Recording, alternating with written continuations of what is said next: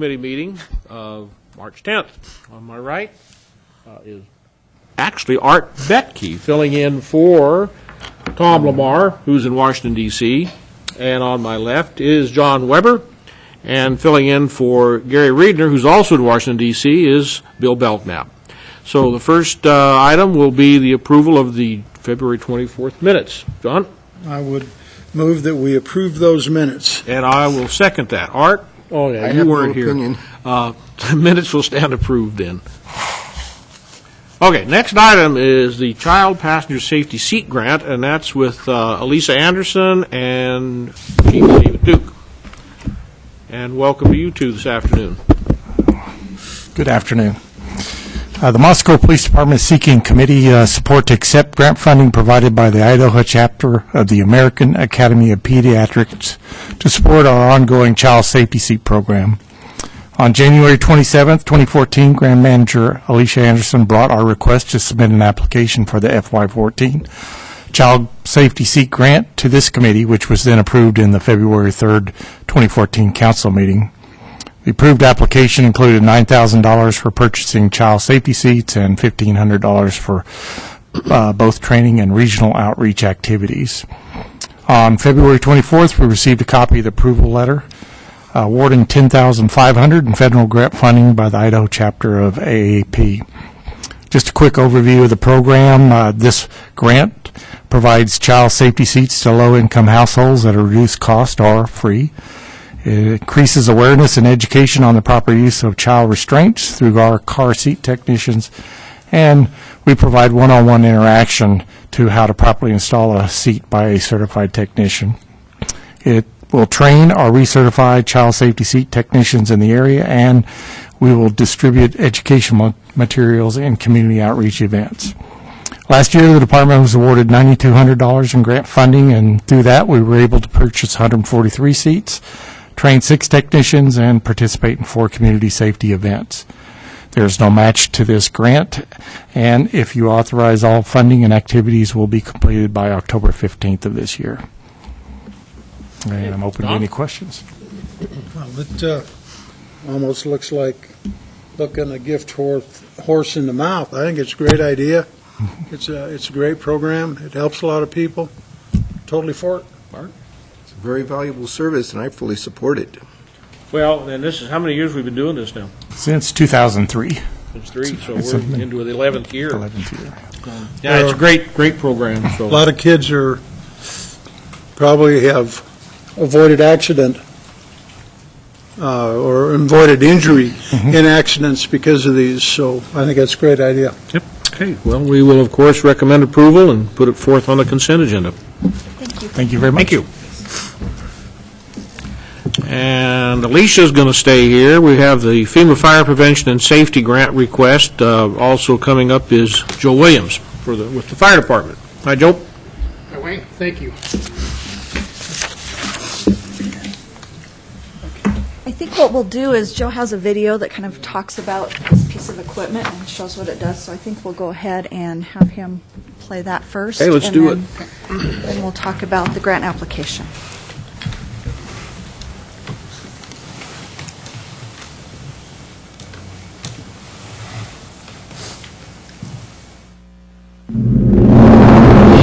Flex is proud to present the Intelligent Training System. The Intelligent Training System, or ITS, is an innovative solution for your fire extinguisher training needs. ITS uses clean, low-cost training extinguishers that operate using water and compressed air instead of dry chemical or CO2. The user experiences the feel of a real extinguisher without all the mess. Here's how it works. Running off a standard propane tank, the flames are controlled electronically. Using patented smart technology, ITS can actually sense what the trainee is doing. ITS detects where the extinguisher is being pointed and determines if the trainee is performing the proper sweeping motion. If done correctly, ITS automatically turns down the flames. Discharging only air and water, the training extinguisher eliminates the need to discharge and recharge costly dry chemical or CO2 extinguishers, resulting in a substantial cost savings. Because there is no limit to how many times the training extinguisher can be charged in the field, hundreds of trainees can be trained in a single day for little more than the cost of propane. The handheld controller is used to select the class of fire to simulate, as well as the difficulty of the fire. Class A, B, or C fires can be simulated, and each has 4 difficulty levels. Once the class of fire and difficulty level have been set, the instructor presses the ignition button, and then it's up to the trainee to actually extinguish the flames. The fire goes out when the trainee uses the proper sweeping technique. If the trainee is unsuccessful, the fire can be extinguished by releasing the ignition button. The flare-up button can be used to instantly reignite the flames at any point to further challenge trainees.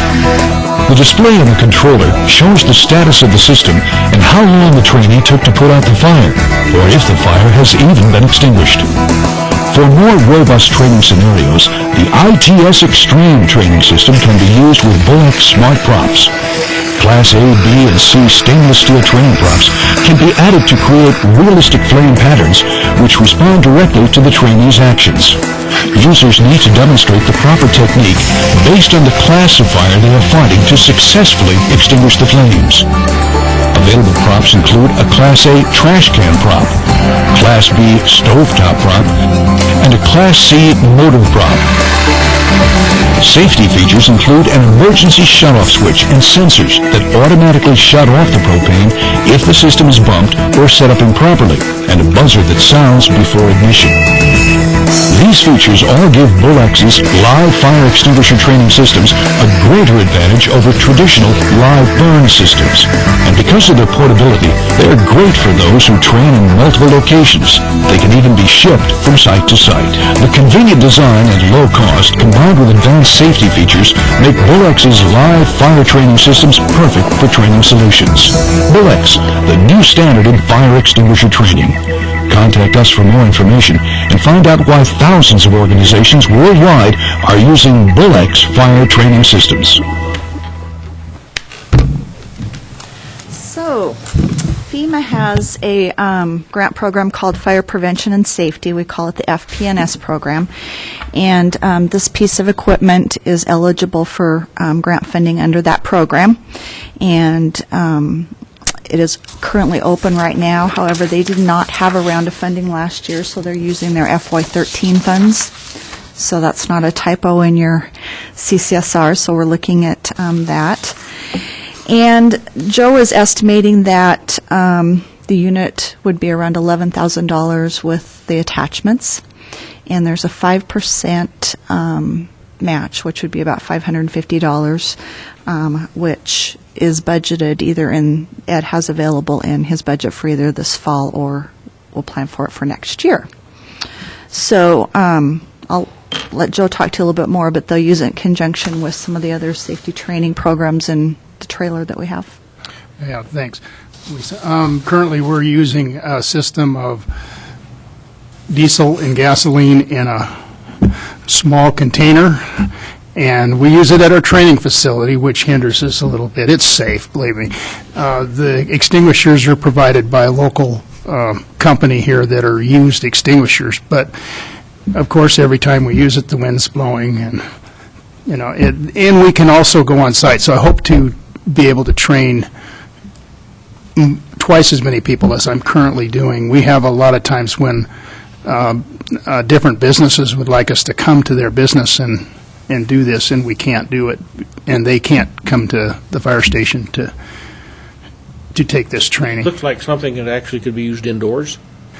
I suppose it could. In a large indoor area. Yes. Mm-hmm. I'm thinking like in the firehouse, for instance. Move the Hadn't thought about that, but with ventilation and so. But if you had inclement weather and you couldn't get outside, you could use it inside with proper ventilation. There's not a. I mean, it would produce carbon monoxide, so that might be a little iffy. I haven't researched it enough to at least that part of it. The biggest thing is that I can take it to a business or a facility, for instance, like the parking lot, maybe at the hospital. I have a current request now for people from the co-op, and they have a lot of people that need the training, and that's the biggest hindrance, is I can only get about 15 people, 10, 15 people at a time to do this, so. It's easy and cost-effective. The propane's inexpensive for what you use, and then I recharge the fire extinguishers with water, so. Is it a good proxy for what actually goes on? We bet. The acronym that I teach these people to remember is PASS, pull, aim, squeeze, and sweep. And that basically is what they have to do with this system. Squeeze the trigger of the fire extinguisher and sweep back and forth. And if they don't do this properly, then the fire won't go out. The small system that I use now at Fire Station 2, you just pretty much, overwhelm it with the fire extinguisher propellant, and it goes out. And it's good that they get to use these, because a lot of people have never used a fire extinguisher. But this system challenges them in a way that if they don't do it properly, the fire won't go out. And then, of course, I have the remote control. If there's a problem, I can shut the gas off. So. And another one, you talked about some of the trainees being businesses, but here in the description it says high-risk target groups. Anyone that has a fire extinguisher in their business needs to know how to operate that fire extinguisher. And I would imagine cooking grease fires would be, I really liked it because you actually have to do it right. correct. And a lot of people, you put them, could be myself included, you get them around a fire and they get all nervous and they don't respond well. But if they've had just a modicum of training, the chances of being successful go up exponentially, I think. So, Alicia? The grant application actually has a section where we have to prepare a vulnerability statement. And in looking at the demographics for Moscow, a lot of that would be the Greek system, doing some training there. It says in the grant application also that you can't use it to train anyone under 14 or anyone over 65. So you look at the age groups within those parameters, and I'll do some demographic information. We'll look at it, but just off the top of my head, I know that the Greek system is one that they have a lot of different scenarios that happen over there. That's a very good example, They're- yes. I have They're requests. commercial kitchens and things like that, Yeah. so, yeah. Well, sounds to me like a Sounds lot like of, we better do it. yeah. sounds like money well Yeah. spent for very little I money think for so. a lot of bang. And it'll How many times enhance. a year would you think you'd use that? Wayne, I could use Wild this. guess. How I many could times use. a week? Oh, what time of the week? How many times? Well, it depends on if I have advertised the fact that I have this. I probably could use it a couple times a month. Whereas, the more people know about it, the more training I think I could get out there. That's my goal, of course. I have several events that I go to, fire prevention events, the LDS Preparedness Fair, Latah County Fair, where we're now holding an open house at Station 2, our once-a-year pancake and safety fair. Those are events that I could also use this at to teach fire extinguisher training. So, Okay, sounds good. This committee will recommend it. At your advanced age, you don't need to worry about having to take the training. I'm not that on quite sure consent why agenda. they chose the age demographic that they did, but that's what the regulations say. Why the cutoff at 65, just parenthetically? Look at him. Yeah, why? I don't know the answer to that. I'm sure that FEMA has their reasons. I may be able to answer that for you. I'll send out an email if I find it I feel in my like I'm being information. discriminated against. I know John's being discriminated against, no doubt. I'll see if once I read through everything again, if I see their reasoning for that demographic, I'll email it Okay. out to you. There might not be any good reason that can be articulated. I don't know if they're looking at body strength to handle the pressure. Or I don't know. In the past, all I've done is taken names of the people that took the training. I never asked for age or anything else. So, And I wouldn't know that any of you guys were even close to that. Oh, smooth I think we're going to move on to the next one here. Thank you. Thanks. Oh, my Next item is item number 4 is the greenhouse gas baseline review, and we have Keegan Caldwell, our sustainability intern, as well as Jen Piffner, the assistant to the city supervisor. Welcome. Thank you. Hey, you're dressed pretty sharp today. I appreciate You it. dress like that every day? Try. You do? Yeah, try. Look good, feel good. Hey, good. There you go. So we are kind of going over the greenhouse gas inventory, and just to kind of introduce, back in 2010 there was a report done using a 2005 baseline that was basically used to set up our standard for our goals. And as far as the greenhouse gas inventory goes, over the following years, ICLEI, who we do all of our calculations through, has provided 2 new softwares. The first one is the CACP software, which is an acronym for Clean Air, Cool Planet. And basically what they're doing is we put in all the inputs in their 2005 data software, and it gives us the outputs that we use for the greenhouse gas inventory. Well, in the original report, there was little mention of the inputs that were used, just that the outputs that we received.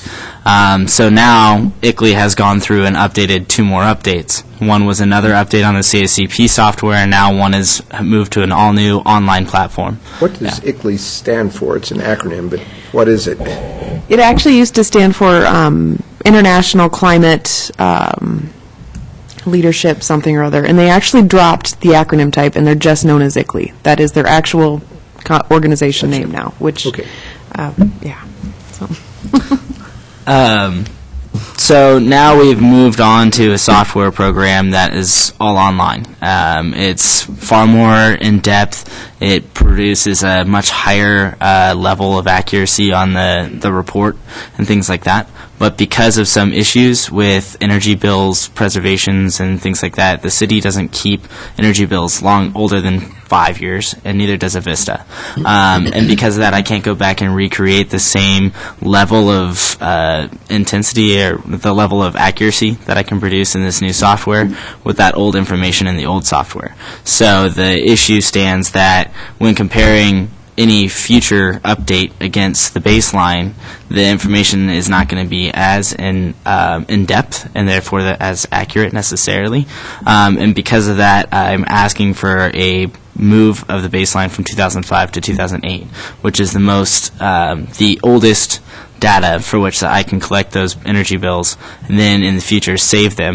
We've photocopied all of those into a PDF file so that we don't run into this issue again.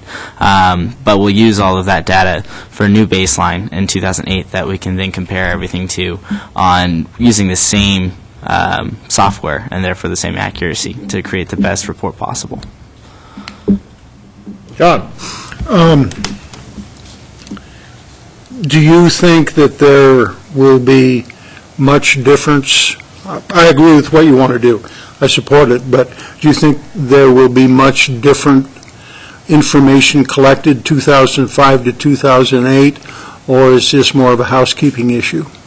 I don't know necessarily how different things will be, because like I said, I can't go back and necessarily say what bill was used where. As it stands now, looking at 2 different programs that we had used for evaluating energy bills, when I went through and actually just hand cranked out each energy bill and put it in and made a spreadsheet for that, it came out with better data than what was used in the software. So because I can't account for how it was done for the 2005 baseline, if they use the physical bills or if they used a program to do so, I can't guarantee that every energy bill necessarily got put in there like it did on this 2008 data. Okay, thank you. Art?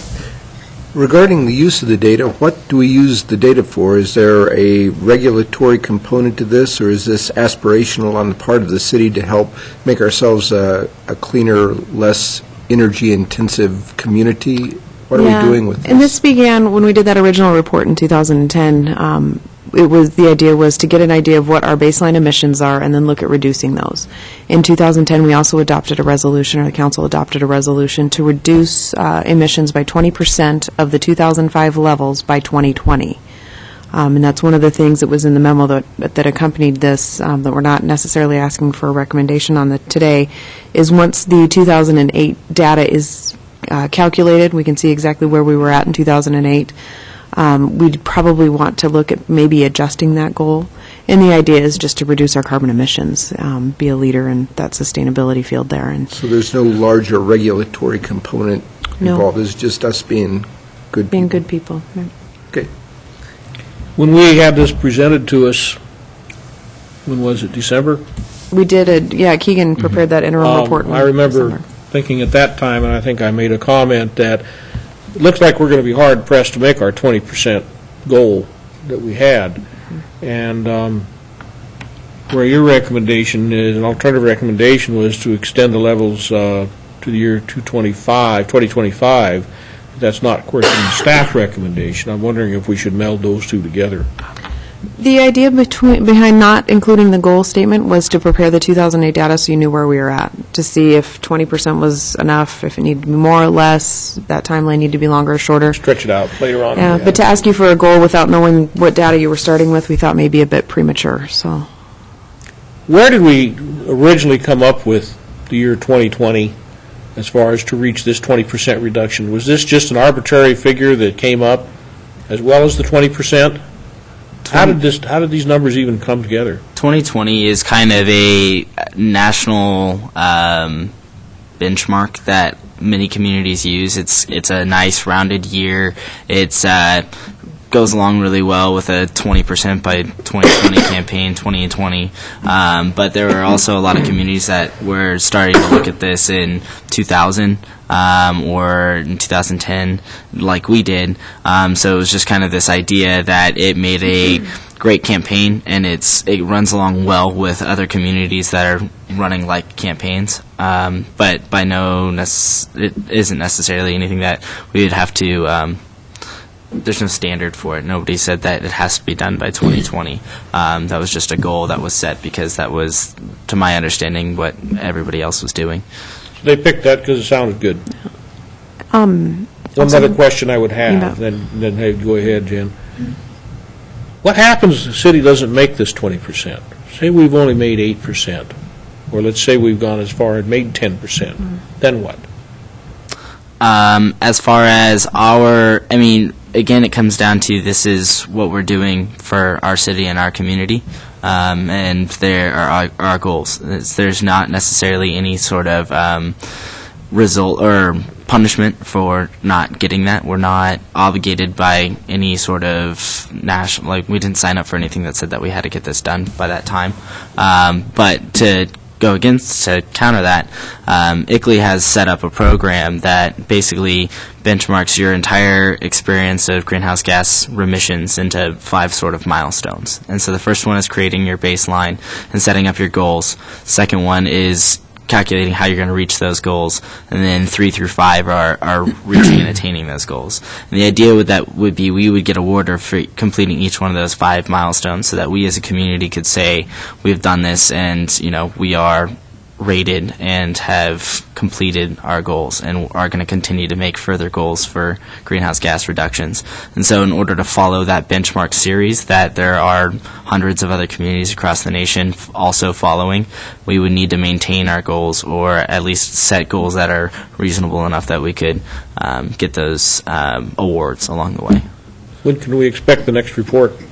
I'm hoping with a change to the 2008 baseline to wrap up what inputs I need now. I've got a couple factor sets to change, but that'll all get put together and put into a report hopefully by the end of April. And I was hoping to get the first milestone by Earth Fest or Earth Week. So April 22nd is Earth Day. I would love to be able to say that the city had that award during that week, but it's just a process through ICLEI from there on. The biggest reduction that we've had was when we initially replaced all our stoplights with LEDs. Mm-hmm. That gave us an initial 3% reduction, I think. since then, we haven't had a lot. And so I'd like to see us come up with some definitive information as to what kind of steps do we need to take, and then let the council make some decisions as to whether we're going to actually make this a program that we're going to stand up and say, yeah, we're going to do this, or that financially this is too onerous and maybe we need to look at a different method. So that's my thought. John, you had a comment? Well, I was just thinking there are two things that the city and the individual really don't have any control of. Number one is the weather, and another two is the cost of the fuel that we're trying to measure. And without having control over the whole process, which we don't, it could be that at the end of the period of time, if we're just even, we've actually done fairly well. And it's always good to say, but I can't think of very many things where, or instances where you can use essentially 20% less of anything and still come out with the same amount of end-use product, which in our case would be heat, fuel for gas, gasoline, any number of things, reduce it by 20% and still get the same end result from the consumer point of view. So, yeah, I fully support the idea, and but I can see why you might have a little bit of trouble, not only compiling the baseline and then coming up with ideas to help, to give people to help reduce the amount so we can come closer to reducing that baseline over the next 6 years. So. Yeah. Looking at this, we're aiming to reduce our CO2 emissions, but is there a component of this that would also include maybe working with the tree committee or something for CO2 sequestration through more tree plantings? Is there the other side of the coin involved here too? So it's it'll actually come down to CO2e emissions, which is CO2 equivalency emissions, which is the total added atmospheric effect of CH4, N2O, and CO2 in an equivalent amount of that same amount of damage per se as how much CO2 would equate to all of those together. And there is a component in there for sequestering. It's an offsets piece, so you can use it for electricity, more tree plantings. I'm not necessarily sure of. I'd have to explore that side of ICLEI and work with our representative through them to find a way to appropriately model that. But might be a nice synergy with some of the other commissions here in town. Mm-hmm. So.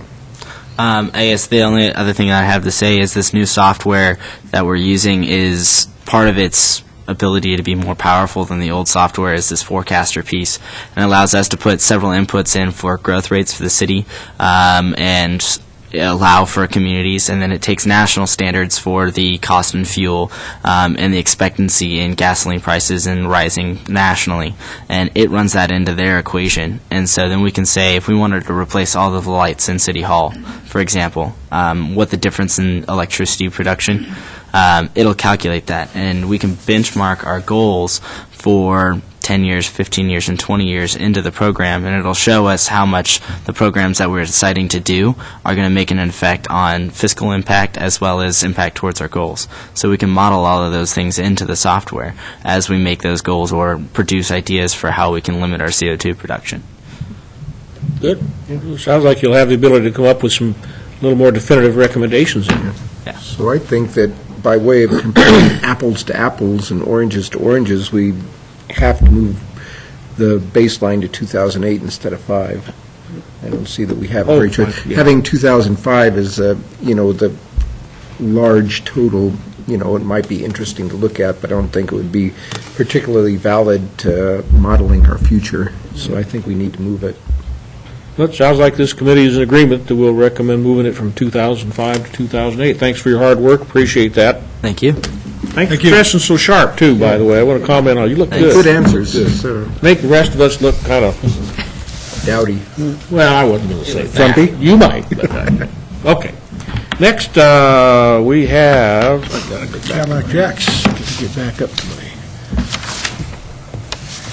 We're going to talk about, revisit the potential uses of the city property that was previously leased by Cadillac Jack.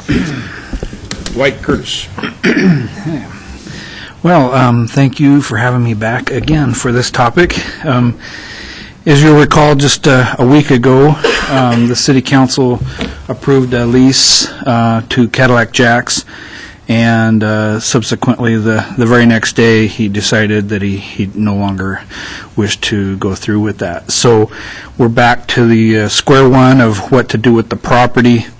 And as you'll recall, and I have a slide presentation here, very short, but it's not very big, and we're surrounded, we have some right-of-way that prevents some usage should you decide to develop that into a parking area.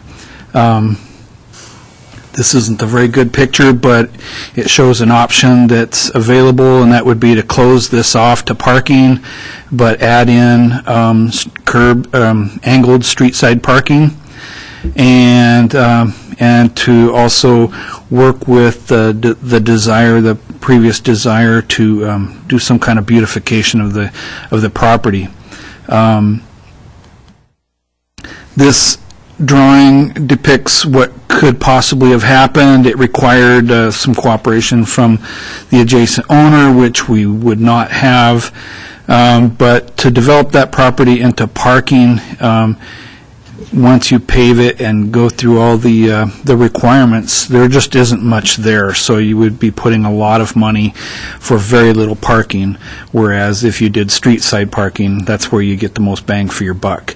The three different commissions, Parks and Recreation Commission, the Arts Commission, and the Paradise Path Task Force, have all stated that this is not a desirable site for a park, art, things of that nature because of the location and some of the adjacent businesses. But at the same time, if you beautify,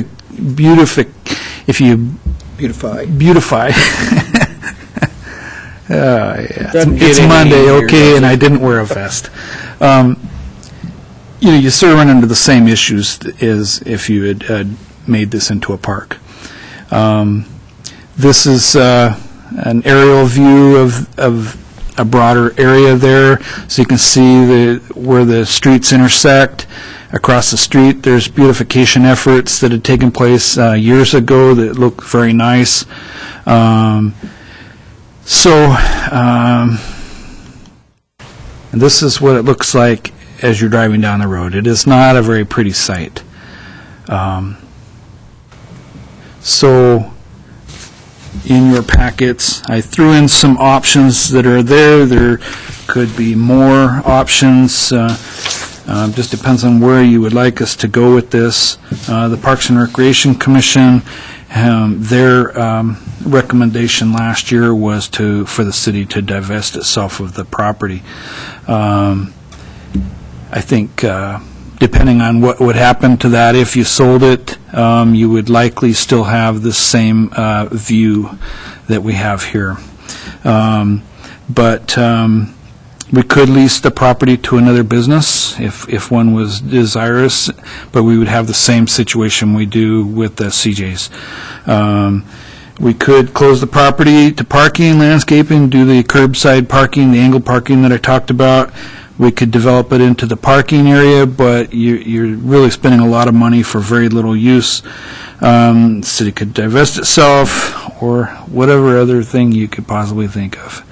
And as we mentioned previously, as part of the entryway beautification efforts, this could be part of that as far as doing some kind of beautification along the highway there. And that's what I have. Well, I was at the meeting, and as you two also were at the meeting, I don't remember the city council saying that we were going to put trees there. That was just one of the avenues that we could take. There was no other discussion than that, and So I think that Mr. Roderick's writing the letter was a little bit premature, but if he doesn't want that piece of property anymore, then I guess it would behoove us to find something else to do with it, or sell it. So, Well, question for Bill. We sell that property, and the buyer decides they're going to utilize it for a parking lot. How much improvement's going to have to be done to it?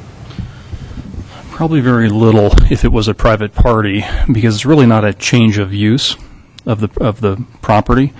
And if it was going to be made available as a public parking lot, and so in the central business district, if the principal use of the property is going to be for public parking, then it has to be open to the public as a whole. So that could be an example of a city-operated public parking lot, or it could be a commercially operated pay-to-park AMCO type of parking lot. But the concept is, if the only use of the property is going to be parking, then it's generally required to be open to the public. We did have a case where New St. Andrews obtained a conditional use permit to have parking lot that was for their specific use, but generally underneath the code, it is required to be open to the public. Typically, parking lot improvements are required to be completed when there's a change of use or an establishment of a new use on the property. It has been somewhat used as a parking lot, and somebody could certainly argue that it would not necessarily be a change of use for a continuation of parking upon the property. So we would have to evaluate it, but there's a potential that there would be no improvements to be required because it is not a change of use or the establishment of a new parking area. So, all right, so then in answer to the question, if somebody decides they want to buy that parking lot, buy that property, and allow their employees to park there, it's private parking only. It doesn't have to be upgraded any. Well, it probably wouldn't be an allowed use because the parking is required to be open to the public in the central business district. Why would anybody buy it if it has to be open to the public?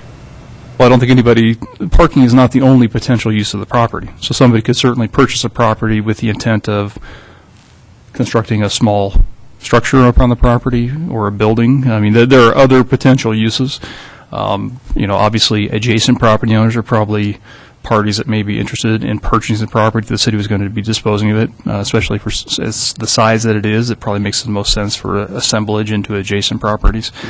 So, I mean, I don't know that parking would necessarily be the reason somebody would purchase it, and just looking at the footprint, as Dwight has indicated, if you relied just solely upon this property, you're talking about 3 or 4 parking spaces at the most.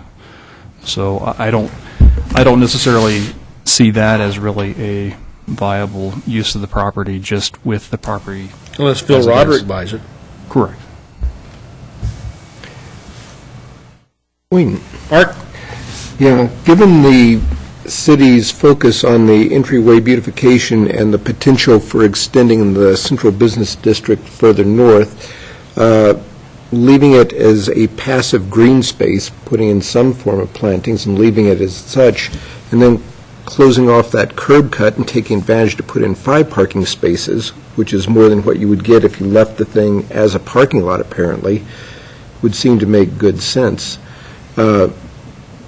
The only downside to that is now the city would be on the hook for keeping the thing picked up and tidy as well, instead of having the leaseholder do that. So I see kind of 2 possibilities. One is to seek input from any of the other adjacent business or other who might want to lease it from the city, or turn it into that passive green space and wall off the curb and put in the 5 diagonal parking spaces and sort of have a blend of 2 worlds there, which is the way I would lean. Bill? I guess it's probably important to note that that's been used in this fashion, I think even long before Mr. Roderick leased the property. It's been somewhat of an informal parking lot. It can go back to that arrangement. We would inherit a certain level of limited maintenance activities upon the property until such time as we decide what the ultimate intended use is. And there is some connection between the beautification project that has some designs that end right there at A that could potentially be brought around that corner along the west side of Washington there.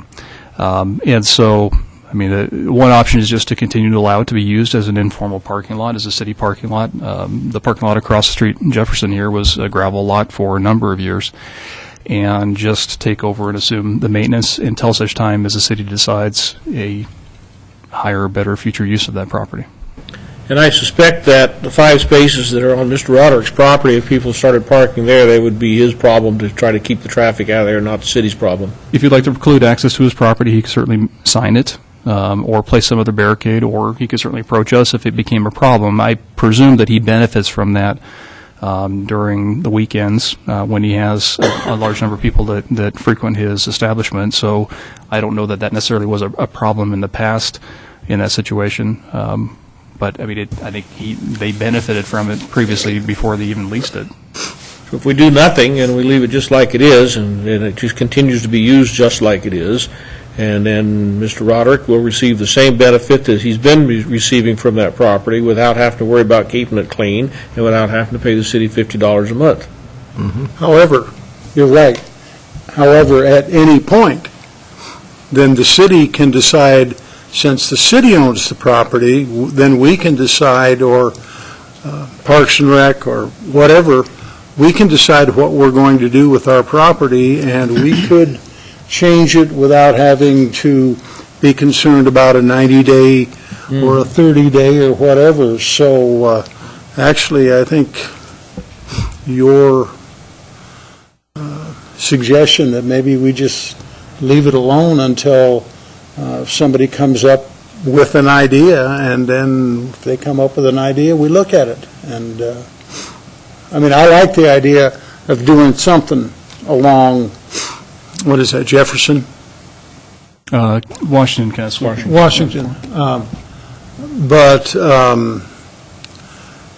that, if we put trees in and we build up the area to put the trees in, we're talking a fairly good amount of expense. And I doubt if the Parks and Recreation Department has got that money just sitting around to do that kind of work with. Well, this would come back to streetscape, and where the money, this would come more from a general fund on planting trees along the streets and so on. They wouldn't necessarily come out of Parks and Recreation. So. Since the question of trees along Washington there is a swing to the north has come into the discussion, it might make sense for us to go back to our consultant who's working on the beautification and possibly extend that project a little bit farther south, just to take a look at giving the council some ideas about how the property could be addressed.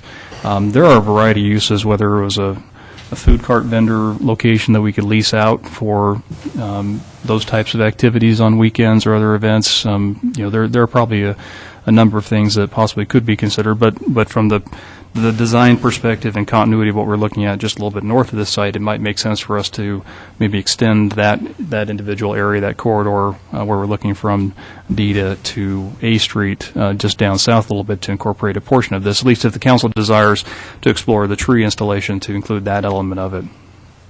Anything else, Art? Nope, not on my part. Well, I like that. I like the idea John had. I think let's just leave it like it is for now, but let's extend that study further north and take a look at getting some trees planted in there and improving that property just a little bit. And I like the idea, too, that there might be a temporary place for, depending upon what kind of an activity is going on downtown, it can be leased out on a temporary basis to somebody. So, And just keep an eye on it, make sure it doesn't devolve into junk heaps and things and become that's the city's difficult for the city to look after. And if it does get too bad, then, wall it off and say no parking. Probably better put this on the regular agenda so the rest of the council can weigh in on it, since we're not going with any of the 5 options. Well, the 5th option, other direction. Okay? Okay. Thank you. That's what. What else we got? Anything? We done? Well, the report on the accessory dwelling units. Yep. Bill's going to report on that.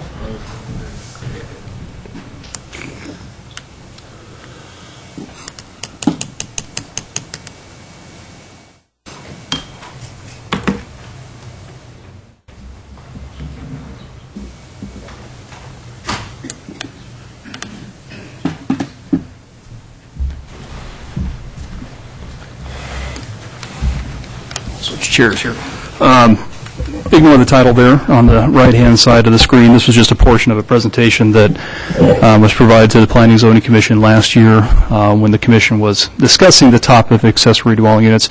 But we did want to provide the Council with just an update and a briefing. We conducted a public open house meeting in January, and we've compiled some of the information and data we received and public input we received during that process, and wanted to report back to the committee what we heard during that process and kind of the next steps or directions for the Commission. Just to provide, we'll go over just kind of a review of the accessory dwelling units, some of the prior citizen survey results, because we did ask a question in the 2012 citizen survey on accessory dwelling units, and then we'll look at some of the preliminary research. We're not going to cover as much detail as we did with the Commission. But these were some of the topics that we discussed with the Planning and Zoning Commission back there in July. So to provide a little bit of background, an accessory dwelling unit is a separate additional living unit that is incidental and accessory to a principal dwelling unit on a lot, and that principal dwelling unit that it's accessory to is a single-family dwelling. It is something that is oftentimes referred to as a mother-in-law apartment, but that does not mean, and I want to make it clear, that it's not restricted to that as being the occupant of these types of dwellings. There may be situations where there are elderly or disabled family members that might reside in these, but just as well in a college town like Moscow, it would be a couple of college students, or it could be a young couple that may be residing in a unit. So there's no limitation or proposed limitation of having to be a family member or related or being of a certain age to reside in the unit. So I do want to, it's an accessory apartment. It's a small-scale accessory apartment that is accessory to a single-family dwelling. They're generally small-scale in size, so they're typically studio or one-bedroom units. The intent is not to change the character of the surrounding property or the neighborhood. They oftentimes can be within the principal structure itself, for example, in a basement apartment, or they may be in a detached structure, or maybe above a detached garage, or just in a detached structure on the property. Very commonly, there's a requirement that the owner of the property reside either within the principal dwelling or the accessory unit itself. That is oftentimes to ensure that it's a compatible use with the neighborhood, that it's well supervised, so that the occupants of the ADU are good neighbors in the neighborhood. As I mentioned, there's granny flats, mother-in-laws, or accessory apartments are typical terms that are utilized to describe them. And many communities have begun to become more liberal in the allowance of ADUs for a number of reasons. One is it does provide new housing stock within existing neighborhood areas. It allows for efficient use of public infrastructure to be able to accommodate housing for the community. Because of that and because of the small-scale nature of the units, oftentimes they provide affordable housing options or housing options for smaller households. And they also provide a means of income for the residents, owners of the property, as they look to their retirement and potentially increasing income or providing some additional supplemental income in retirement. And then they also may help family members care for a elderly or disabled family member while still providing them a certain level of independence in that living arrangement. As the cost of nursing care facilities has increased dramatically, I think people are looking at other ways to be able to help their parents either age in place or to help take care of them on their property. As I mentioned, there were two questions that were presented in the 2012 citizen survey. So this is the survey that goes out to 1,200 randomly sampled residential addresses in the community. And we typically receive 300 to 400 of those back, which gives us a margin of confidence is about 5%. So we have this is really a statistically valid survey. And there really were two questions that were asked, presented by the Commission to be included on the survey. The first of which was, would you support accessory dwelling units in your neighborhood? And we did provide a description of what they were. And we had, to that question, we had I'm hitting the wrong button here. We had 25% strongly agree and 38% agree, so we had about 63% that either strongly agreed or agreed that they would support them in their neighborhood, while we had about 17% that either strongly disagreed or disagreed with that statement. 17% were neutral. The second question we asked was, would the respondents be likely to add an accessory dwelling unit to their property if they were allowed? And we had only about 13% that indicated that they either strongly agreed or agreed to the statement they'd be interested. A large percent, 26% here, were neutral.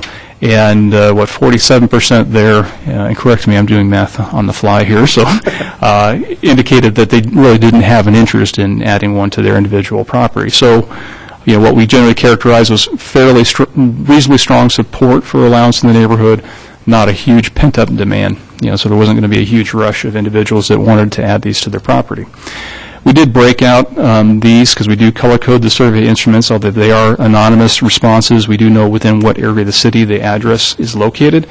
And so this is, I would support allowing accessory dwelling units in my neighborhood question. And you can see that there is somewhat of a wide variation at a low of 50% kind of in the south area. It's Indian Hills and Anderson Frontier areas. Up to 84% in the area between south of 6th Street down to the Troy Highway from Mountain View over to Maine. So that was the highest response. 60% on the east, 59% between 6th and D in the central core, and 61% in the north area, 78% in the northwest. So some range of variation, but a lot of them generally fairly positive to the response overall.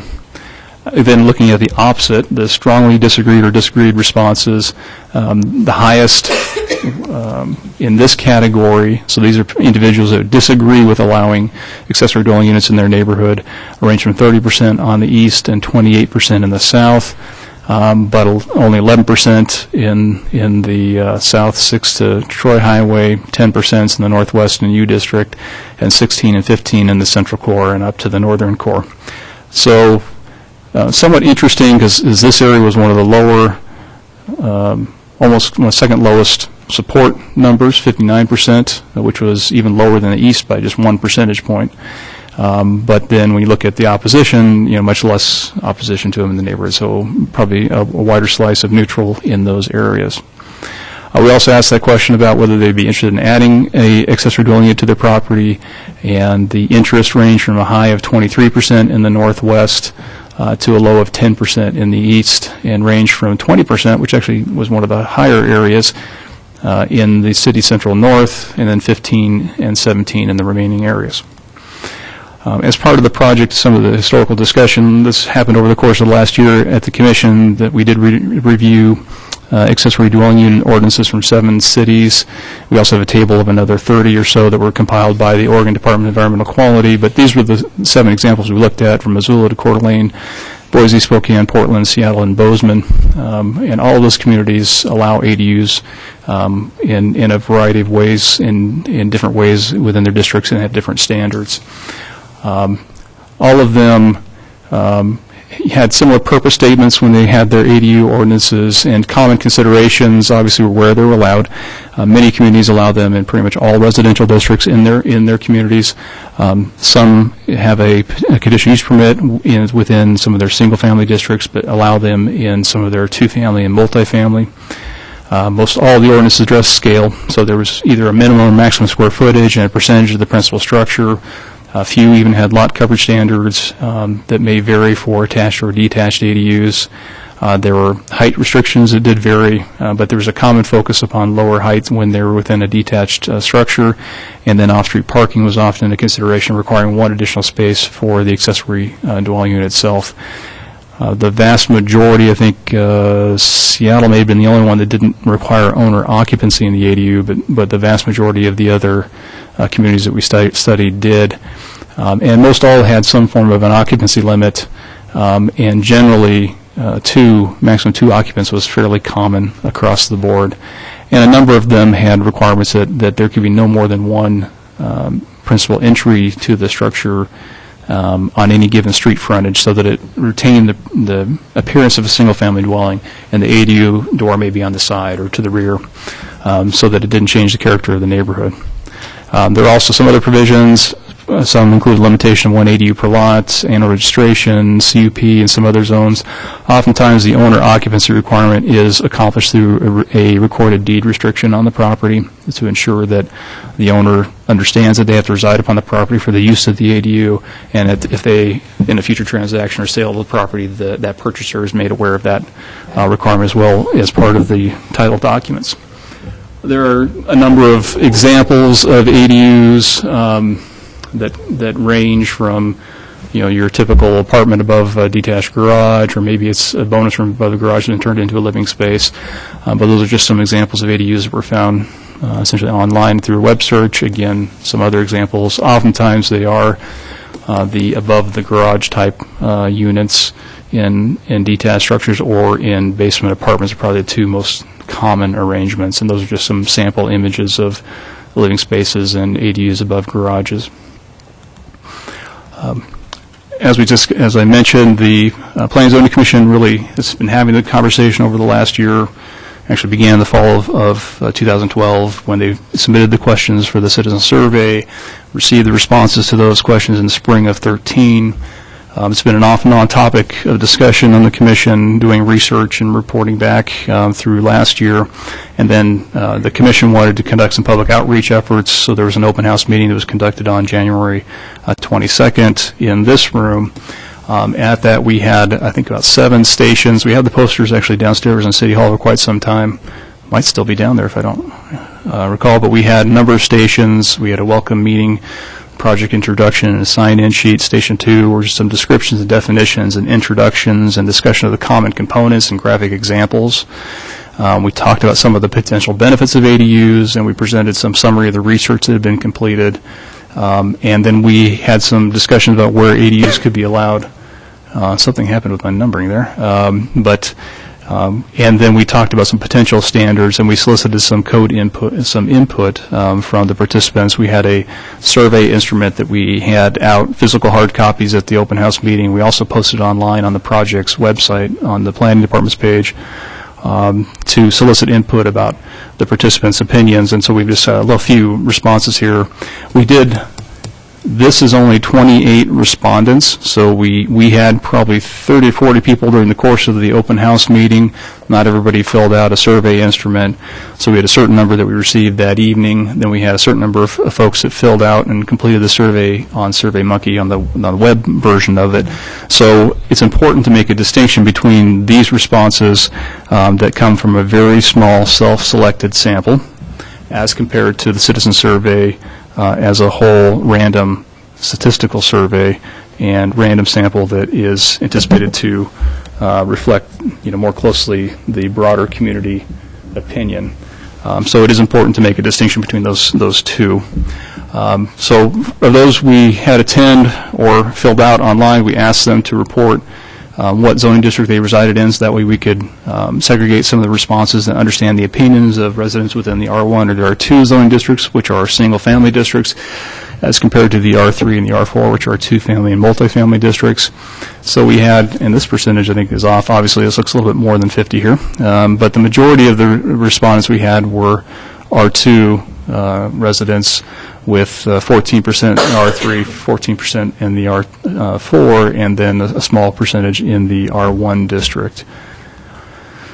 We asked the same questions on the first couple on the survey, was just to try to gauge the level of response and how it compared to when we asked the community as a whole. So this was just a way to kind of check how representative of the sample and did they generally agree with what we saw from the citizen survey as a whole.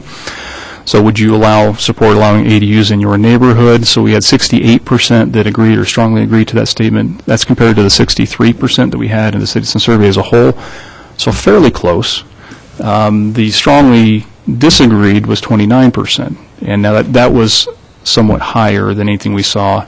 And so, I think it indicated you had people coming out to a meeting or event like that had generally a strong feeling on one side of the discussion or on the other.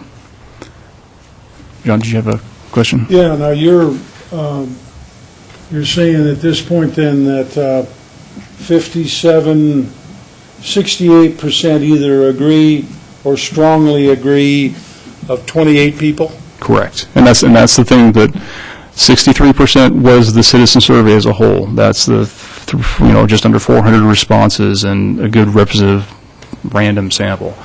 This is 28 self-selected individuals. So it's important to make that distinction. We asked also the question about if they would be interested in adding an ADU if they were permitted in their neighborhood. And you recall we had 13% that responded either strongly agreed or agreed with that statement on the citizen survey.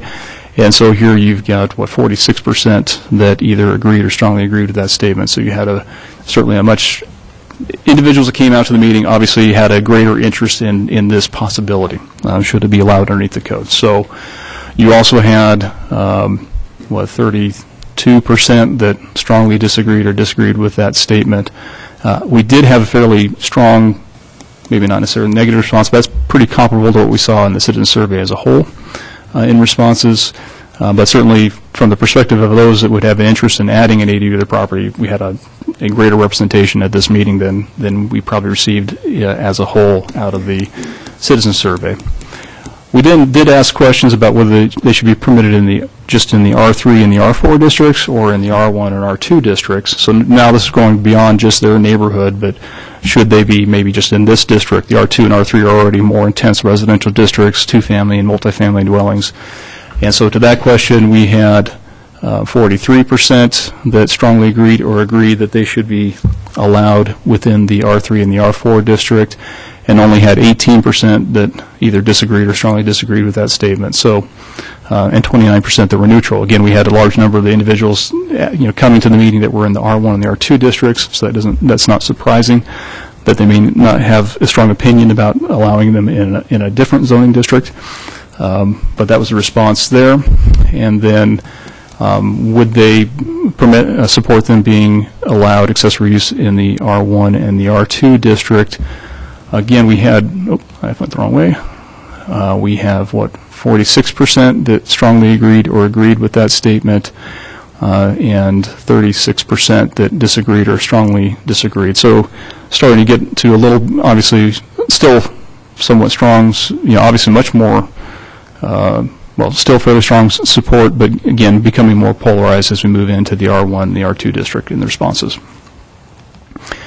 We also asked about their relative importance of elements that could be regulating standards for ADUs, the first of which is hard to read is design, location of entrances, owner occupancy, off-street parking, maximum occupancy, and maximum size limits. And the blue bars are extremely important, and the purple is very important. When you go into the yellow, it's not important, and the red is somewhat important. So you can see, obviously, the two that were very important to the respondents was owner occupancy and maximum occupancy, so the maximum number of individuals that could reside in the ADU and the fact that the owner resided on the property. Second were parking and size limits. Location of interest and design were of less importance to the participants in the process, so that was the response to that question.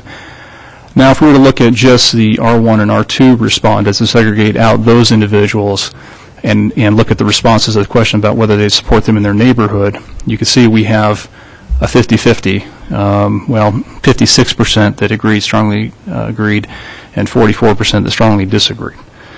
So certainly you can see that there's less unanimous support for them for the respondents that resided within our predominantly single-family residential zoning districts in the community. If you compare that to the response from the individuals that resided in either the R3 or the R4 zoning district, we've got 75% of the respondents, actually 88%, either agreed or strongly agreed with the statement that they would support them in their neighborhood, with 13% disagreeing with that statement. So obviously much stronger support. I don't think it's mysterious. They're in a neighborhood that is a higher intensity, oftentimes either the central core of the community, where we saw some of the greatest, strongest support for accessory dwelling units. But obviously with residents within the R3 and the R4 district, there was a stronger support for allowance in their neighborhood. So looking ahead, some of the next steps, the Commission is continuing to discuss the topic. So they've had a discussion last week. We'll continue on this week. And the thought is to develop a proposal and conduct a second public open house meeting. The first meeting really wasn't, the Commission wasn't presenting any potential proposal. It was, learn about what ADUs are, what some of the benefits are, look at how some other communities have addressed this topic, and we'd like to have your input. But there wasn't a proposal that was being presented to the community to solicit their input. So they weren't suggesting we're going to allow these in the R1 or the R2 district, and these are the size limits. I think the intent of the commission was they felt the response that was received both at the citizen survey level and at the community meeting level was still fairly supportive, and they would like to continue to explore the concept.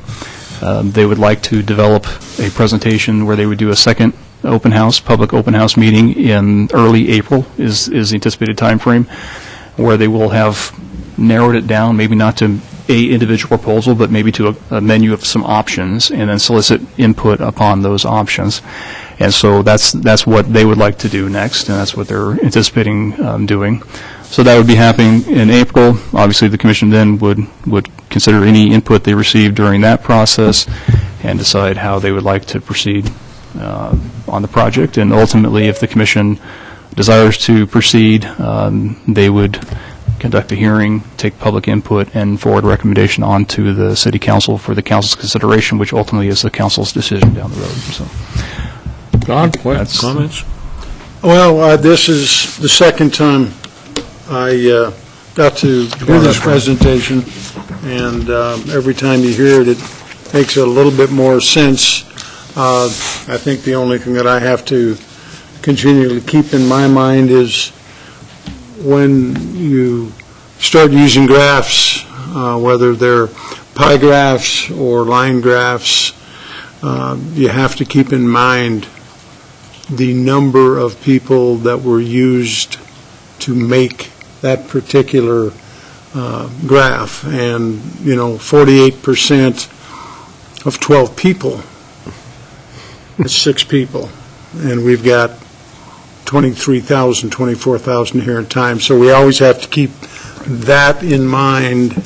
And then most of the people in any neighborhood did not come to that meeting. And so just using those figures, I think, would be somewhat erroneous. That's really the only thing I've got as far as. But I do thank you for the report again. Sure. Art?